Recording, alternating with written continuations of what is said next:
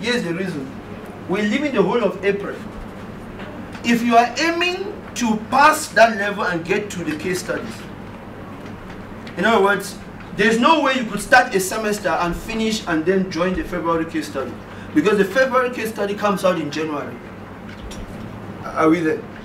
So we couldn't start a semester which starts in January, finish in January, get you to pass all the subjects and then ready for the case study.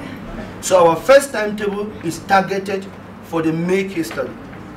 Okay? So here's what you're looking at. You are joining here and saying, if I start now, I can do all my 3 subjects.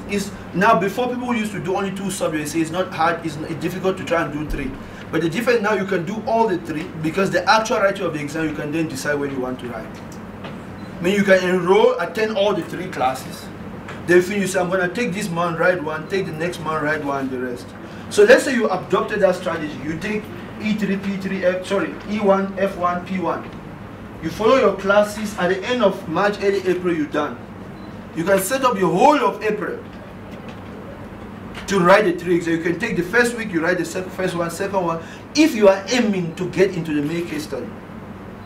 Are we there? So this period is what is reserved for bookings. You can book in CharterQuest. I think I'm ready to write E1. I think I'm ready to write F1 the rest.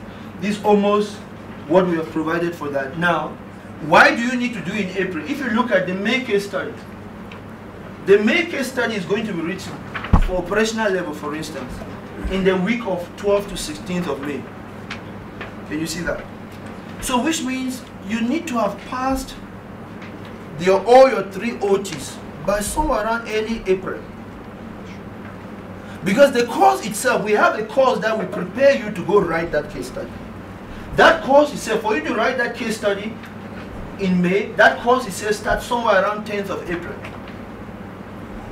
So if you're aiming to write in May, you need to finish the semester, take the first 2 weeks of April, write those exams, pass, so that you can book in and then get prepared for this course, write your mock, then you can finish and write this exam. If it is too tight for you, then you have to avoid this. And then you keep your eyes on the August case study. Are we there? That means you finish your semester, you say, okay, I'm done with the 3 subjects. I can take my April, study towards the end of April, I write my first E1. Take the whole of May, I write F1. Take the whole of June, I write P1.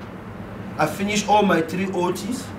I still have a whole of July. Then July I can book for the July case study course, for the August. The August one, it starts somewhere around July. So by June you finished, you book for the course, then that is setting you to write up the August case study.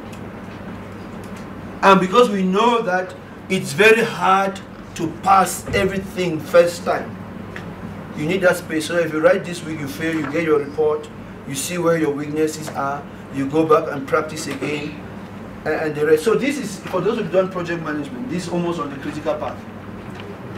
If you're trying to get to May, it's on the critical path. One mistake is out. But that's how it is currently structured. That's the essence. This other part is for the second semester. If you clear everything in May with 1 level, then the next semester you can go in and take E2, P2 and the rest. And then you now aim for the November case study. That's how the cycle runs. Okay, any questions on that? Yes? Yeah. Is it advisable if you are going, for instance, I'm going to be writing the operational case study this paper. Is it advisable for me to enroll for manager level?